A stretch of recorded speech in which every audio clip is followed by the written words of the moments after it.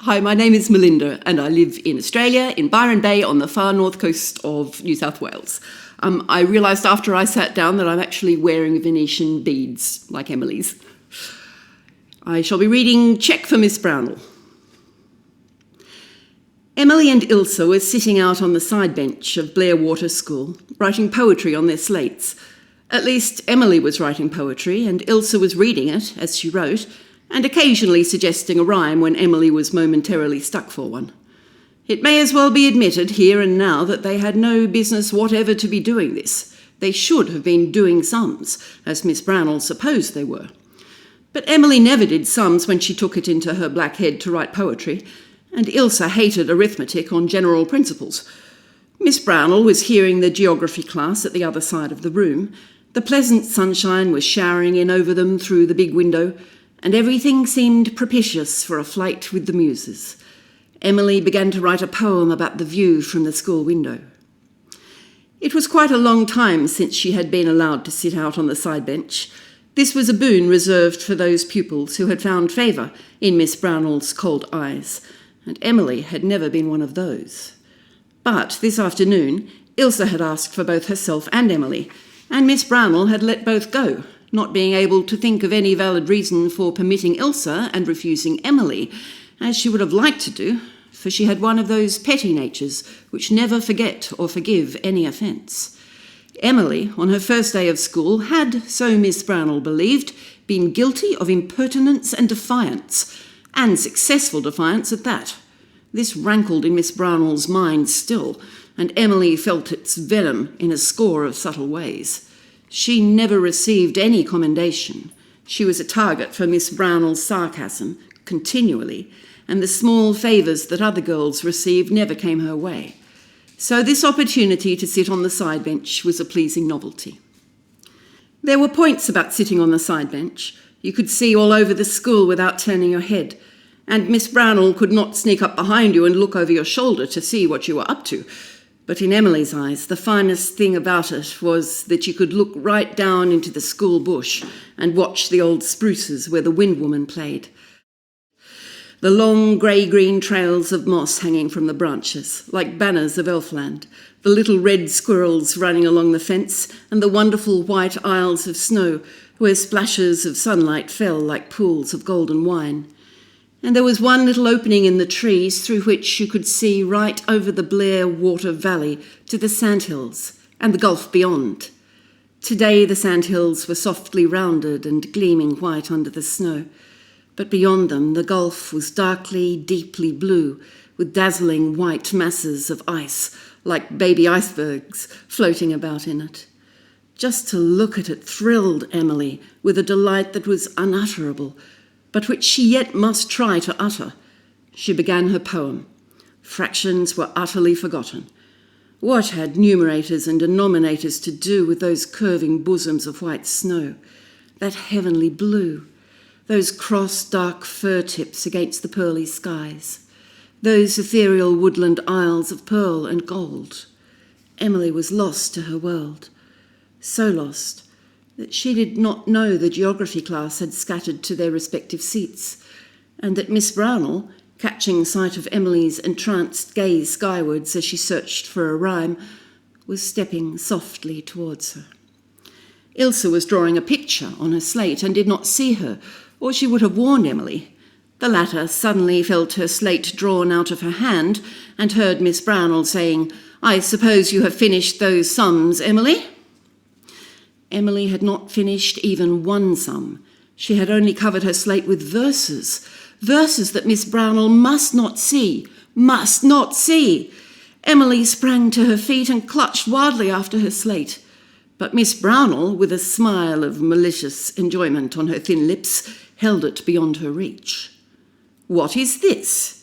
It does not look exactly like fractions. Lines on the view, VEW, from the window of Blairwater School. Really, children, we seem to have a budding poet among us." The words were harmless enough, but oh, the hateful sneer that ran through the tone, the contempt, the mockery that was in it. It seared Emily's soul like a whiplash. Nothing was more terrible to her than the thought of having her beloved poems read by stranger eyes, cold, unsympathetic, derisive stranger eyes. "Please, please, Miss Brownell," she stammered miserably. "Don't read it. I'll rub it off. I'll do my sums right away. Only please don't read it. It isn't anything." Miss Brownell laughed cruelly. "You are too modest, Emily. It is a whole slateful of poetry. Think of that, children. Poetry. We have a pupil in this school who can write poetry. And she does not want us to read this poetry. I am afraid Emily is selfish. I am sure we should all enjoy this poetry." Emily cringed every time Miss Brownell said poetry with that jeering emphasis and that hateful pause before it. Many of the children giggled, partly because they enjoyed seeing a Murray of New Moon grilled, partly because they realised that Miss Brownell expected them to giggle. Rhoda Stewart giggled louder than anyone else, but Jenny Strang, who had tormented Emily on her first day at school, refused to giggle and scowled blackly at Miss Brownell instead. Miss Brownell held up the slate and read Emily's poem aloud in a sing-song nasal voice with absurd intonations and gestures that made it seem a very ridiculous thing. The lines Emily had thought the finest seemed the most ridiculous. The other pupils laughed more than ever, and Emily felt that the bitterness of the moment could never go out of her heart. The little fancies that had been so beautiful when they came to her as she wrote were shattered and bruised now, like torn and mangled butterflies. "Vistas in some fairy dream," chanted Miss Brownell, shutting her eyes and wagging her head from side to side. The giggles became shouts of laughter. "Oh," thought Emily, clenching her hands, I wish the bears that ate the naughty children in the Bible would come and eat you." There were no nice retributive bears in the school bush, however, and Miss Brownell read the whole poem through. She was enjoying herself hugely. To ridicule a pupil always gave her pleasure, and when that pupil was Emily of New Moon, in whose heart and soul she had always sensed something fundamentally different from her own, the pleasure was exquisite. When she reached the end, she handed the slate back to the crimson-cheeked Emily. "Take your poetry, Emily," she said. Emily snatched the slate. No slate rag was handy, but Emily gave the palm of her hand a fierce lick, and one side of the slate was wiped off. Another lick and the rest of the poem went. It had been disgraced, degraded. It must be blotted out of existence. To the end of her life, Emily never forgot the pain and humiliation of that experience. Miss Brownell laughed again. "What a pity to obliterate such poetry, Emily," she said. "Suppose you do those sums now. They are not poetry. But I am in this school to teach arithmetic, and I am not here to teach the art of writing poetry. Go to your own seat. Yes, Rhoda?" For Rhoda Stewart was holding up her hand and snapping her fingers. "Please, Miss Brownell," she said with distinct triumph in her tones. "Emily Starr has a whole bunch of poetry in her desk. She was reading it to Elsa Burnley this morning while you thought they were learning history." Perry Miller turned around and a delightful missile compounded of chewed paper and known as a spit pill flew across the room and struck Rhoda squarely in the face. But Miss Brownell was already at Emily's desk, having reached it one jump before Emily herself. "Don't touch them, you have no right," gasped Emily frantically. But Miss Brownell had the bunch of poetry in her hands. She turned and walked up to the platform. Emily followed. Those poems were very dear to her. She had composed them during the various stormy recesses, when it had been impossible to play out of doors, and written them down on disreputable scraps of paper borrowed from her mates. She had meant to take them home that very evening and copy them on letter bills, and now this horrible woman was going to read them to the whole jeering, giggling school. But Miss Brownell realised that the time was too short for that. She had to content herself with reading over the titles with some appropriate comments. Meanwhile, Perry Miller was relieving his feelings by bombarding Rhoda Stewart with spit pills, so craftily timed that Rhoda had no idea from what quarter of the room they were coming, and so could not tell on anyone. They greatly interfered with her enjoyment of Emily's scrape, however. As for Teddy Kent, who did not wage war with spit pills, but preferred subtler methods of revenge, he was busy drawing something on a sheet of paper. Rhoda found the sheet on her desk the next morning. On it was depicted a small, scrawny monkey, hanging by its tail from a branch, and the face of the monkey was as the face of Rhoda Stewart, whereat Rhoda Stewart waxed wroth, but for the sake of her own vanity tore the sketch to tatters and kept silence regarding it. She did not know that Teddy had made a similar sketch, with Miss Brownell figuring as a vampirish-looking bat, and thrust it into Emily's hand as they left school. "The Lost Diamond, a Romantic Tale," read Miss Brownell. "Lines on a birch tree. Looks to me more like lines on a very dirty piece of paper, Emily. Lines written on a sundial in our garden, ditto. Lines to my favourite cat. Another romantic tale, I presume. Ode to Ilsa. Thy neck is of a wondrous pearly sheen." Hardly that, I should say. Ilsa's neck is very sunburned. "A description of our parlour. The violet spell. I hope the violet spells better than you do, Emily. The disappointed house. Lilies lifted up white cups for the bees to drink."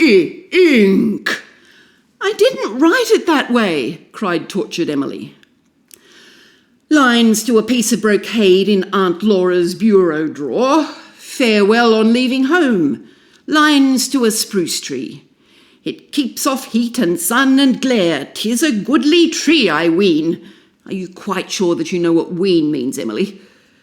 "Poem on Mr. Tom Bennett's field. Poem on the view from Aunt Elizabeth's window." You are strong on VEWS, Emily. "Epitaph on a drowned kitten. Meditations at the tomb of my great-great-grandmother." Poor lady. "To my northern birds. Lines composed on the bank of Blair Water, gazing at the stars. Crusted with uncounted gems, those stars so distant, cold and true." Don't try to pass those lines off as your own, Emily. You couldn't have written them. I did. Emily was white with sense of outrage. "And I've written lots far better." Miss Brownell suddenly crumpled the ragged little papers up in her hand. "We have wasted enough time over this trash," she said. "Go to your seat, Emily." She moved towards the stove. For a moment, Emily did not realise her purpose. Then, as Miss Brownell opened the stove door, Emily understood and bounded forward. She caught at the papers and tore them from Miss Brownell's hand before the latter could tighten her grasp. "You shall not burn them! You shall not have them!" gasped Emily. She crammed the poems into the pocket of her baby apron and faced Miss Brownell in a kind of calm rage. The Murray look was on her face, and although Miss Brownell was not so violently affected by it as Aunt Elizabeth had been, it nevertheless gave her an unpleasant sensation, as of having roused forces with which she dared not tamper further. This tormented child looked quite capable of flying at her, tooth and claw. "Give me those papers, Emily." But she said it rather uncertainly. "I will not," said Emily stormily. "They are mine. You have no right to them. I wrote them at recesses. I didn't break any rules. You," Emily looked defiantly into Miss Brownell's cold eyes, "you are an unjust, tyrannical person." Miss Brownell turned to her desk. "I am coming up to New Moon tonight to tell your Aunt Elizabeth of this," she said. Emily was at first too much excited over saving her precious poetry to pay much heed to this threat. But as her excitement ebbed, cold dread flowed in. She knew she had an unpleasant time ahead of her. But at all events, they should not get her poems, not one of them, no matter what they did to her. As soon as she got home from school, she flew to the garret and secreted them on the shelf of the old sofa. She wanted terribly to cry, but she would not. Miss Brownell was coming, and Miss Brownell should not see her with red eyes. But her heart burned within her. Some sacred temple of her being had been desecrated and shamed. And more was yet to come, she felt wretchedly sure. Aunt Elizabeth was certain to side with Miss Brownell. Emily shrank from the impending ordeal, with all the dread of a sensitive, fine-strung nature facing humiliation. She would not have been afraid of justice, but she knew at the bar of Aunt Elizabeth and Miss Brownell she would not have justice. "And I can't write father about it," she thought, her little breast heaving. The shame of it all was too deep and intimate to be written out, and so she could find no relief for her pain. They did not have supper at New Moon in winter time until Cousin Jimmy had finished his chores and was ready to stay in for the night. So Emily was left undisturbed in the garret. From the dormer window she looked down on a dreamland scene that would ordinarily have delighted her. There was a red sunset behind the white distant hills, shining through the dark trees like a great fire. There was a delicate blue tracery of bare branch shadows all over the crusted garden. There was a pale, ethereal alpenglow all over the southeastern sky. And presently there was a little lovely new moon in the silvery arch over Lofty John's bush. But Emily found no pleasure in any of them. Presently she saw Miss Brownell coming up the lane, under the white arms of the birches, with her mannish stride. "If my father was alive," said Emily, looking down at her, "you would go away from this place with a flea in your ear." The minutes passed, each seeming very long to Emily. At last Aunt Laura came up. "Your Aunt Elizabeth wants you to come down to the kitchen, Emily." Aunt Laura's voice was kind and sad. Emily fought down a sob. She hated to have Aunt Laura think she had been naughty, but she could not trust herself to explain. Aunt Laura would sympathise, and sympathy would break her down. She went silently down the 2 long flights of stairs before Aunt Laura and out to the kitchen. The supper table was set and the candles were lighted. The big black-raftered kitchen looked spookish and weird, as it always did by candlelight. Aunt Elizabeth sat rigidly by the table, and her face was very hard. Miss Brownell sat in the rocking chair, her pale eyes glittering with triumphant malice. There seemed something baleful and poisonous in her very glance. Also, her nose was very red, which did not add to her charm. Cousin Jimmy, in his grey jumper, was perched on the edge of the woodbox, whistling at the ceiling and looking more gnome-like than ever. Perry was nowhere to be seen. Emily was sorry for this. The presence of Perry, who was on her side, would have been a great moral support. "I am sorry to say, Emily, that I've been hearing some very bad things about your behaviour in school today," said Aunt Elizabeth. "No, I don't think you are sorry," said Emily gravely. Now that the crisis had come, she found herself able to confront it coolly, nay, more, to take a curious interest in it under all her secret fear and shame, as if some part of her had detached itself from the rest and was interestedly absorbing impressions and analysing motives and describing settings. She felt that when she wrote about this scene later on, she must not forget to describe the odd shadows the candle under Aunt Elizabeth's nose cast upward on her face, producing a rather skeletonic effect. As for Miss Brownell, could she ever have been a baby? A dimpled, fat, laughing baby? The thing was unbelievable. "Don't speak impertinently to me," said Aunt Elizabeth. "You see," said Miss Brownell significantly. "I don't mean to be impertinent, but you are not sorry," persisted Emily. "You are angry because you think I have disgraced New Moon, but you are a little glad that you have got someone to agree with you that I'm bad." "What a grateful child," said Miss Brownell, flashing her eyes up at the ceiling, where they encountered a surprising sight. Perry Miller's head, and no more of him, was stuck down out of the black hole, and on Perry Miller's upside-down face was a most disrespectful and impish grimace. Face and head disappeared in a flash, leaving Miss Brownell staring foolishly at the ceiling. "You have been behaving disgracefully in school," said Aunt Elizabeth, who had not seen this byplay. "I am ashamed of you." "It was not as bad as that, Aunt Elizabeth," said Emily steadily. "You see, it was this way." "I don't want to hear anything more about it," said Aunt Elizabeth.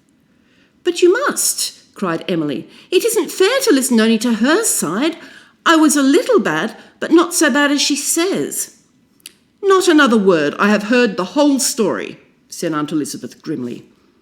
You heard a pack of lies, said Perry, suddenly sticking his head down through the black hole again. Everybody jumped, even Aunt Elizabeth, who at once became angrier than ever because she had jumped. Perry Miller, come down out of that loft instantly, she commanded. Can't, said Perry laconically. At once, I say. Can't, repeated Perry, winking audaciously at Miss Brownell. Perry Miller, come down. I will be obeyed. I am mistress here yet. Oh, all right, said Perry cheerfully, if I must. He swung himself down until his toes touched the ladder. Aunt Laura gave a little shriek. Everybody also seemed to be stricken dumb. I've just got my wet duds off, Perry was saying cheerfully, waving his legs about to get a foothold on the ladder while he hung to the sides of the black hole with his elbows. Fell into the brook when I was watering the cows. Was going to put on dry ones, but just as you say. Jimmy, implored poor Elizabeth Murray, surrendering at discretion. She could not cope with the situation. Perry, get back into that loft and get your clothes on this minute, ordered Cousin Jimmy. The bare legs shot up and disappeared. There was a chuckle as mirthful and malicious as an owl's beyond the black hole. Aunt Elizabeth gave a convulsive gasp of relief and turned to Emily. She was determined to regain ascendancy, and Emily must be thoroughly humbled. Emily, kneel down here before Miss Brownell and ask her pardon for your conduct today, she said. Into Emily's pale cheek came a scarlet protest. She could not do this. She would ask pardon of Miss Brownell, but not on her knees. To kneel to this cruel woman who had hurt her so, she could not, would not do it. Her whole nature rose up in protest against such a humiliation. Kneel down, repeated Aunt Elizabeth. Miss Brownell looked pleased and expectant. It would be very satisfying to see this child who had defied her kneeling before her as a penitent. Never again, Miss Brownell felt, would Emily be able to look levelly at her with those dauntless eyes that bespoke a soul untamable and free, no matter what punishment might be inflicted upon body or mind. The memory of this moment would always be with Emily. She could never forget that she had knelt in abasement. Emily felt this as clearly as Miss Brownell did and remained stubbornly on her feet. Aunt Elizabeth, please let me tell my side of the story, she pleaded. I have heard all I wish to hear of the matter. You will do as I say, Emily, or you will be outcast in this house until you do. No one will talk to you, play with you, eat with you, have anything to do with you until you have obeyed me. Emily shuddered. That was a punishment she could not face.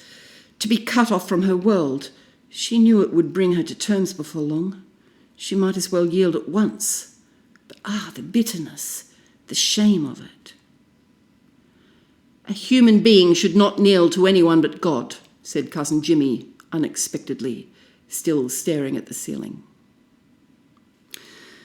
A sudden strange change came over Elizabeth Murray's proud, angry face. She stood very still, looking at Cousin Jimmy, stood so long that Miss Brownell made a motion of petulant impatience.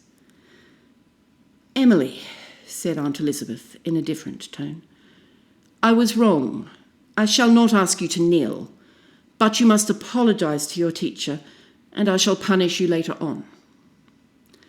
Emily put her hands behind her and looked straight into Miss Brownell's eyes again. I am sorry for anything I did today that was wrong, she said, and I ask your pardon for it. Miss Brownell got on her feet. She felt herself cheated of a legitimate triumph. Whatever Emily's punishment would be, she would not have the satisfaction of seeing it.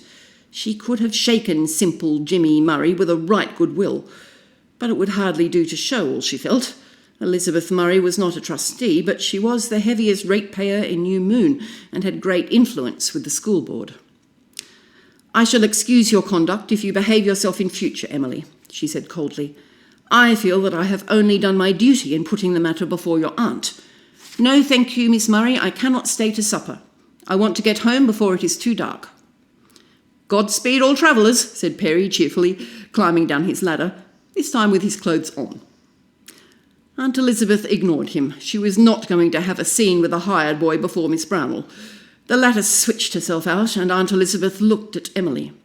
"You will eat your supper alone tonight, Emily, in the pantry. You will have bread and milk only, and you will not speak one word to anyone until tomorrow morning." "But you won't forbid me to think," said Emily anxiously.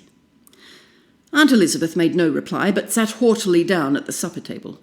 Emily went into the pantry and ate her bread and milk.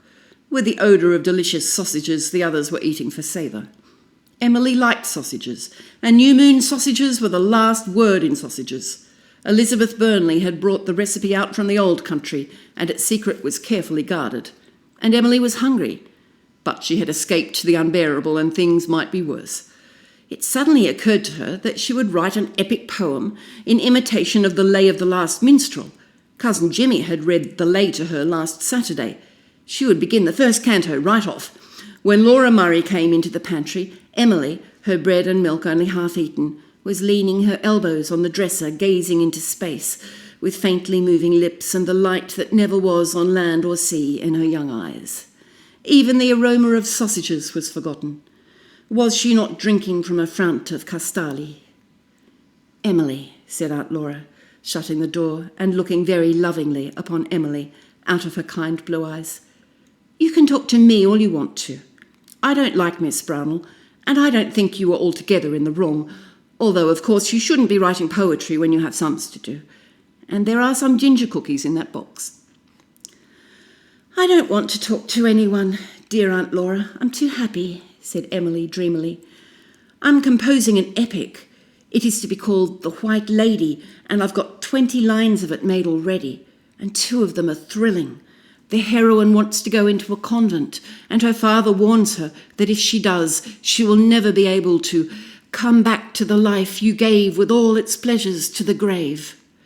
Oh, Aunt Laura, when I composed those lines, the flash came to me, and ginger cookies are nothing to me anymore." Aunt Laura smiled again.